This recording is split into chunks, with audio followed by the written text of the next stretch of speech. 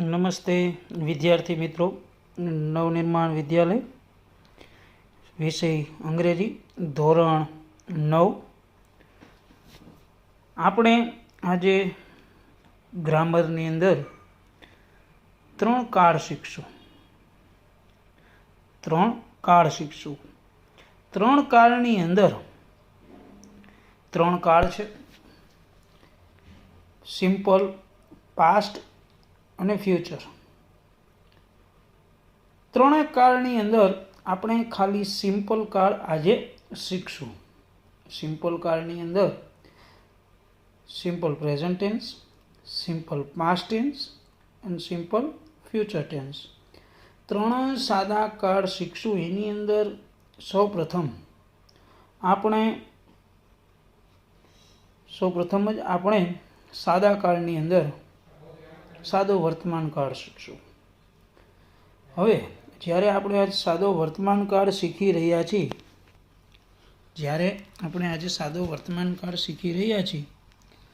ત્યારે સાદા વર્તમાન કાળ એટલે શું?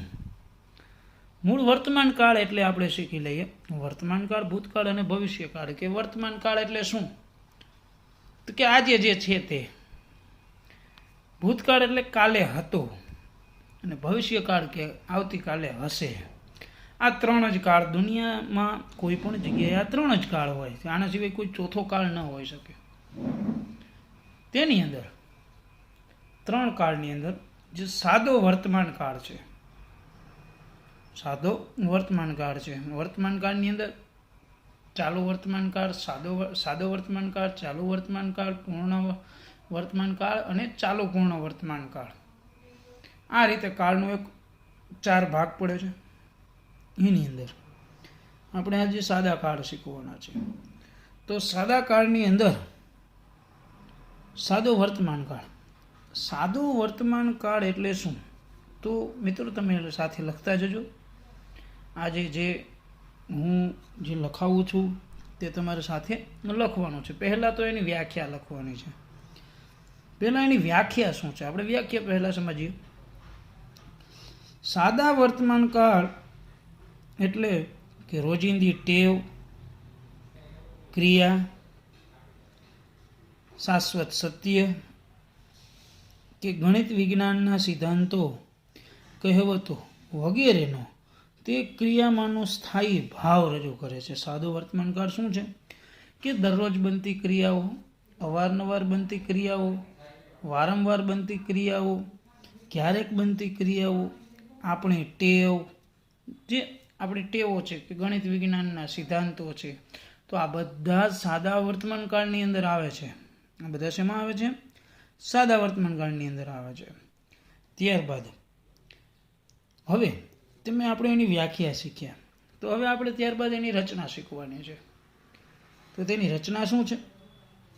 કર્તા પ્લસ ક્રિયાપદને શું છે? ક્રિયાપદનો મૂળ રૂપે હોઈ શકે. ક્રિયાપદને એસ અથવા ઈએસ પ્લસ ત્યારબાદ શું છે? કર્મ પ્લસ ક્રિયાપદની નિશાની. આ રીતે એની રચના હોય છે. હવે એની રચના બાદ આપણે એની નિશાની જોવાની છે. તો નિશાની શું છે? યાદ રાખજો મિત્રો, અત્યાર સુધી તમારે 8 ધોરણ સુધી નિશાનીઓ યાદ રાખવાની આવી નથી. હવે 9મા ધોરણની અંદર તમારે નિશાનીઓ યાદ રાખવાની છે. સમજાય છે મિત્રો? 9મા ધોરણની અંદર તમારે શું કરવાનું છે? નિશાનીઓ યાદ રાખવી જ પડશે. નિશાની યાદ નહીં રાખો તો કોઈ પણ કાળ તમને સમજાશે નહીં. તો આપણે નિશાનીઓ યાદ રાખીએ. તો યાદ રાખજો, પહેલાં કઈ નિશાની આવશે? સાદા વર્તમાન કાળની આપણે નિશાનીઓ યાદ રાખવાની છે. તો daily, DAILY, daily, every day, occasionally, sometime, regularly, generally. આ બધી એની નિશાની છે. આ નિશાની ઉપરથી જ ખબર પડે છે કે કયો કાળ છે. આ નિશાની છે તેના ઉપરથી જ ખબર પડે છે કે કયો કાળ છે. તેના ઉપરથી જ તમે જાણી શકશો કે આ કયા કાળનો જે વાક્ય છે કયા કાળનું છે. એમને તમે જાણી શકતા નથી. તમે નિશાની વગર કોઈ પણ કાળ જાણી શકતા નથી. તો યાદ રાખજો મિત્રો કે આટલી જે નિશાની છે, daily, every day, always, occasionally, sometimes, regularly, આ બધું યાદ રાખજો મિત્રો. આની અંદર સાથે નિશાનીઓ આપેલી છે. આ જે નિશાનીઓ છે, ડેઇલી એટલે કે દરરોજ થાય, ઓલવેઝ એટલે હંમેશા, ઓફન એટલે અવારનવાર, સમટાઈમ્સ એટલે કે કેટલીક વાર, યુઝલી એટલે કે સાધારણ, એવરીડે એટલે દરરોજ, જનરલી એટલે સામાન્ય. આ રીતે જે નિશાનીઓ આપેલી છે. હવે ત્યારબાદ આપણે જોઈએ, હવે જ્યારે આ નિશાનીઓ વાક્યની અંદર આપી હોય ત્યારે ખાલી જગ્યાની અંદર આપણે શું મૂકવું? આપણે ખાલી જગ્યાની અંદર શું મૂકવું?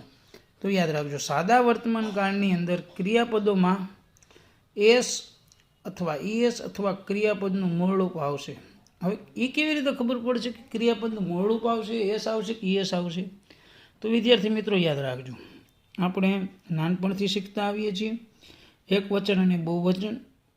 ક્રિયાપદની અંદર ત્રીજો પુરુષ જ્યારે ક્રિયાપદની જે ક્રિયા આપણે જ્યારે કરતા ત્રીજો પુરુષ હોય, હી, સી, ઇટ, હી, સી અને ઇટ, ત્યારે હંમેશા એસ અથવા ઈએસ, અને બીજા બધામાં આઈ હોય, યુ હોય, વી, ધેય, આ રીતે જે કોઈ પણ છે તેની અંદર ક્રિયાપદનું મૂળ રૂપ. હવે આપણે યાદ રાખવાનું છે કે એક વચન ત્રીજો પુરુષ એક વચન હશે, હી, સી, ઇટ, તો તેની અંદર શું આવશે? હંમેશા યાદ રાખવાનું છે કે એસ અથવા ઈએસ. આપણે આગળ જોઈ લીધું કે જો પહેલી જ વાક્ય રચના છે કે ચંદ્રિકા લીવ્સ ઇન ગોવા, તો આપણને ખબર પડી ગઈ કે આગળ ચંદ્રિકા નામ છે તો હિસી ઈટમાંથી આવે. સી છે ચંદ્રિકા એટલે છોકરી, એની અંદર ચંદ્રિકા હિસી ઈટમાં આવે એટલે એને ઈએસ લાગશે. હવે જો તે જગ્યાએ આયો હોત તો લીવનું લીવ જ આવત. પણ વિદ્યાર્થી મિત્રો આપણે યાદ રાખવાનું છે કે ત્યાં ક્યારે એસ આવે અને ક્યારે ઈએસ આવે. હવે આપણે વિદ્યાર્થી મિત્રો એટલું યાદ રાખો, 5 શબ્દો છે, ઝાઝા શબ્દો છે પણ 9મા ધોરણ પૂરતા 5 શબ્દો છે. તો યાદ રાખજો, ત્રીજા પુરુષ એક વચનમાં ક્રિયાપદને અંતે, આ ત્રીજો પુરુષ હોય અને જો તો ક્રિયાપદને અંતેની વાત થાય છે, પહેલા બીજા પુરુષની અંદર વાત નથી થતી. ત્રીજો પુરુષ એક વચનમાં ક્રિયાપદને અંતે ડબલ એસ, એસએચ, સીએચ, ઓ, એક્સ હોય તો જ ઈએસ લાગશે, બીજા કોઈમાં ઈએસ લાગશે નહીં, બીજા બધામાં એસ જ લાગશે. ધારો કે ટીચ છે, પાછળ સીએચ આવ્યું તો ટીચીસ, જીઓ ગો છે તો ગોઝ, ડુ છે તો ડઝ, વોઝ છે તો વોઝ ઇઝ, ફિક્સ છે તો ફિક્સિસ. આ રીતે ઈએસ લગાડવાનું હોય છે. સમજાણું તેના જે અમુક નિયમો પ્રમાણે. આ રીતે સાદા વર્તમાન કાળની હકાર રચના બને છે. આપ તો જોવો જ છો બુકની અંદર. જ્યારે યાદ રાખજો, સાદા વર્તમાન કાળના સહાયકારક ક્રિયાપદો કયા છે? જ્યારે નકાર વાક્ય રચના બનાવશો ને ત્યારે આવશે. હવે આપણે નકાર વાક્ય રચના બનાવીએ. નકાર વાક્ય રચનાની અંદર શું હશે કે એના સહાયકારક ક્રિયાપદ હોય. સમજાણું? જો ખાલી વર્તમાન કાળ કહીએ તો એના સહાયકારક ઘણા બધા છે, બરાબર? 3 જ એમિઝાર જ છે એવું નથી. વર્તમાન કાળ કહીએ એટલે તો એના સહાયકારક ક્રિયાપદો એમિઝાર, ડુ, ડઝ, હેવ, હેઝ, આ બધા વર્તમાન કાળના કહેવાય. પણ જ્યારે સાદા વર્તમાન કાળના સહાયકારક ક્રિયાપદ કહીએ ત્યારે તેની અંદર શું આવશે? ડુ અને ડઝ. શું આવશે? ડુ અને ડઝ. ડઝ ક્યાં લાગશે અને ડુ ક્યાં લાગશે? ડુ એક ખુદ પોતે ક્રિયાપદ છે. ડુ શું છે? ખુદ પોતે ક્રિયાપદ છે. એટલે જ્યારે એ ત્રીજો પુરુષ થશે, જ્યારે ત્રીજા પુરુષનું ક્રિયાપદ થશે ત્યારે એને ઈએસ લાગીને ડઝ બનશે. આ એક સામાન્ય વાત છે. જ્યારે નકાર વાક્ય રચના બનાવશો, જ્યારે તમે નકાર વાક્ય રચના બનાવશો ત્યારે એ સહાયકારકથી બનશે. શેનાથી બનશે? સહાયકારકથી. હવે તમે જુઓ, હવે સહાયકારક અને ક્રિયાપદ, જ્યારે તમે યાદ રાખજો મિત્રો કે ડુ ડઝનો ઉપયોગ કરો છો ત્યારે હંમેશા ક્રિયાપદનું મૂળ રૂપ જ આવશે. શું આવશે? ડુ ડઝનો ઉપયોગ કરશો ત્યારે પાછળ યાદ રાખજો, વચ્ચે નોટ મૂકો છો. ડુ ડઝ કે ડુ કે ડઝનો ઉપયોગ કરી બાદ હંમેશા નોટ આવે છે. જ્યારે નકાર વાક્ય રચના હશે ત્યારે નોટ આવશે. અને ત્યારબાદ એનો ઉપયોગ કર્યા બાદ તમારે શું કરવાનું છે? ડુ ડઝનો ઉપયોગ કર્યા બાદ હંમેશા ક્રિયાપદનો શું આવે છે? મૂળ રૂપ આવે છે. તેને કોઈ એસ નથી લાગતો, કોઈ તેને ઈએસ નથી લાગતો. સમજાણું? આપણે ડુ ડઝ તો મૂકી દીધા છે સહાયકારક ક્રિયાપદ તરીકે. આ રીતે નકાર વાક્ય રચના બને છે. ત્યારબાદ શું થાય છે કે પ્રશ્ન વાક્ય. પ્રશ્ન વાક્ય તમે બનાવો છો, કોઈને પ્રશ્ન પૂછો છો. બે રીતની પ્રશ્ન વાક્ય રચના હોય. બે રીતની કેવી રીતે હોય છે? બે વાક્ય રચના પ્રશ્ન વાક્ય હોય છે. એ પ્રશ્ન વાક્યની અંદર પ્રશ્ન વાક્ય રચના બે પ્રકારે બને છે. પ્રશ્ન વાક્ય રચના બનાવી હોય, તમે પ્રશ્ન કોઈને પૂછો તો બે રીતે પૂછી શકો. કેવી રીતે? પ્રશ્ન પૂછવાના બે રીતે પૂછી શકો. કેવી રીતે? કે ધારો કે તમે ક્યાં જાઓ છો? તમે ક્યાં જાઓ છો? હવે તમે ક્યાં જાઓ છો કોઈને પૂછો છો તો એનો જવાબ કેવો આવશે?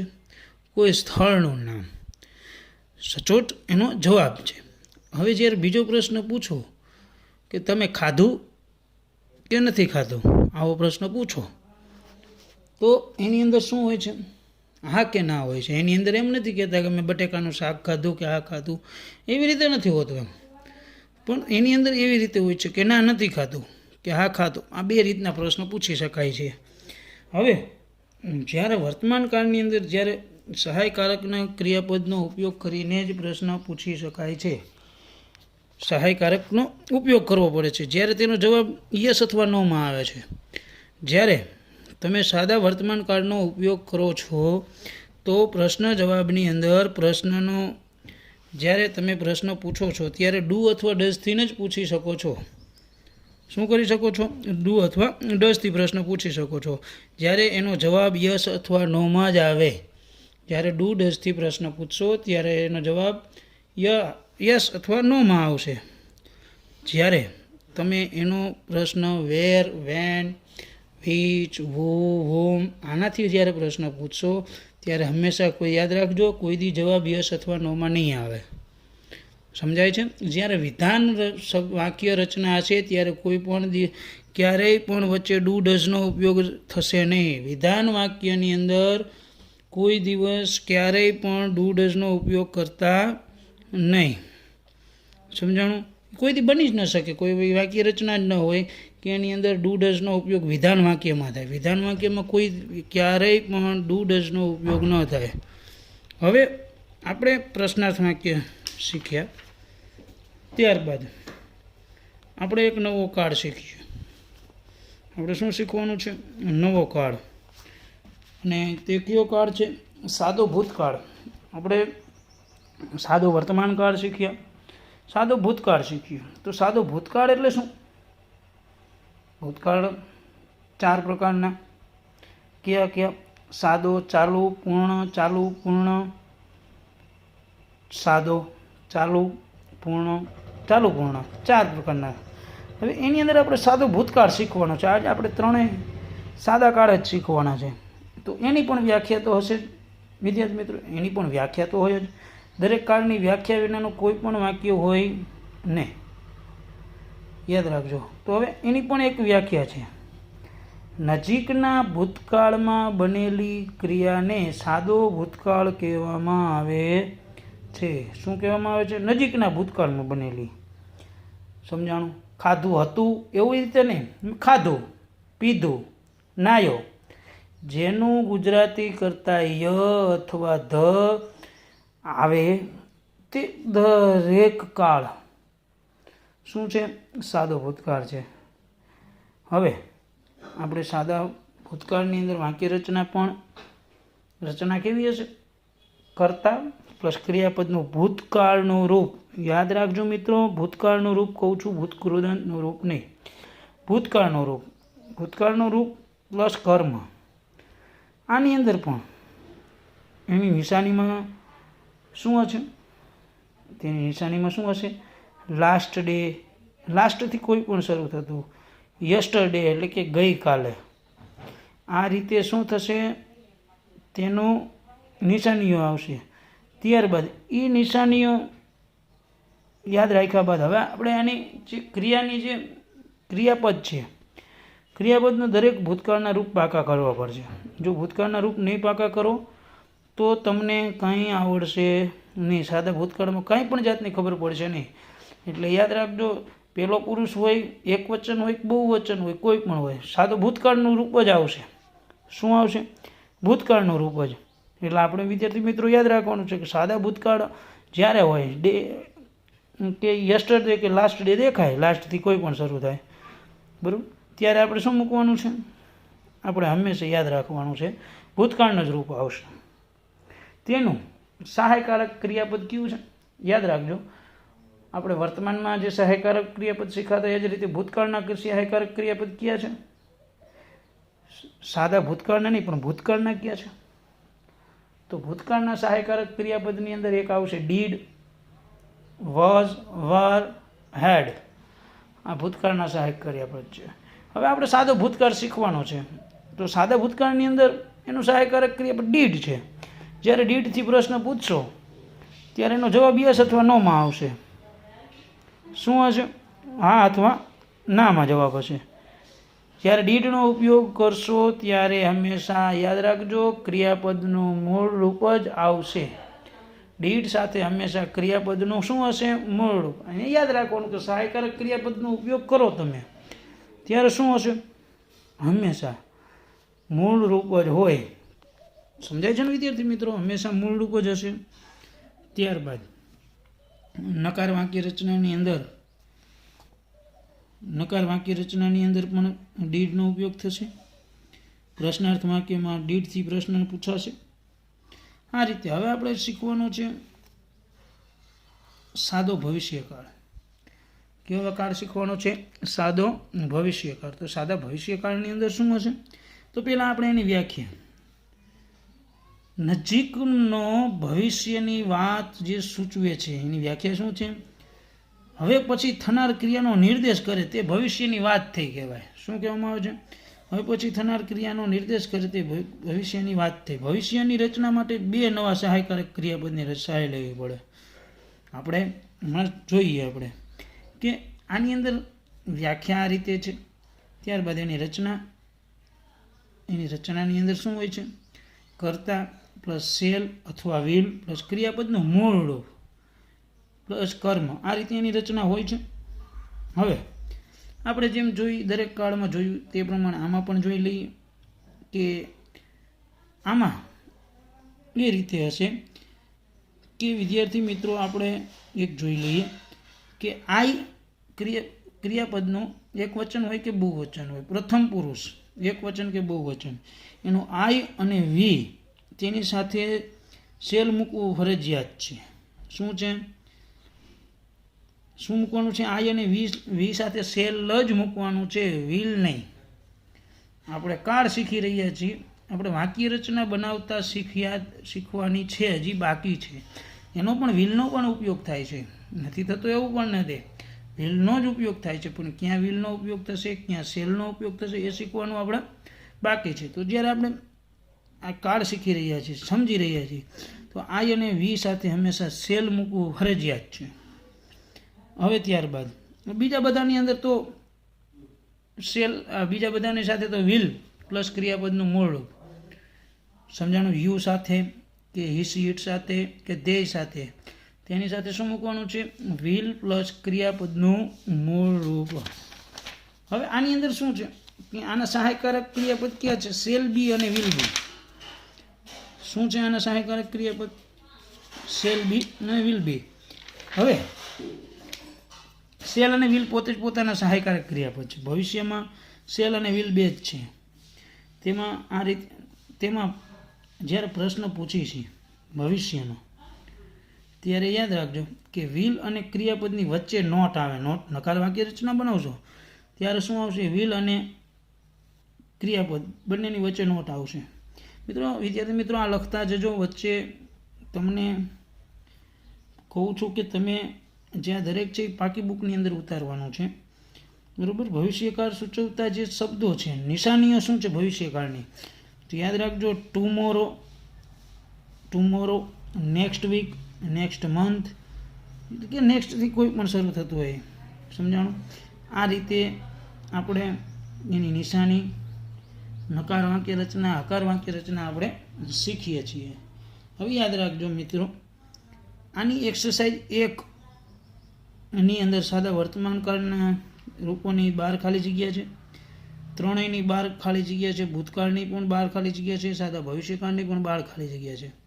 આ રીતે આ ત્રણેયની આપણે એક પાકી બુક બનાવવાની છે. એ બુકની અંદર આપણે આ ત્રણેયની ખાલી જગ્યા લખવાની છે. આ આપણું આજનું લેસન છે. આને હું PDF દ્વારા પણ તમને મોકલીશ, અને તમારી પાસે જ્યારે ગ્રામરની બુક હશે તો એની અંદર પણ આ આપેલું હશે. તો પેજ નંબર 19 ઉપર એક્સરસાઇઝ નંબર 1 એ તમારે લખવાની છે. સિમ્પલ ટેન્સ, જે સાદા કાળોની જે ખાલી જગ્યા છે તે.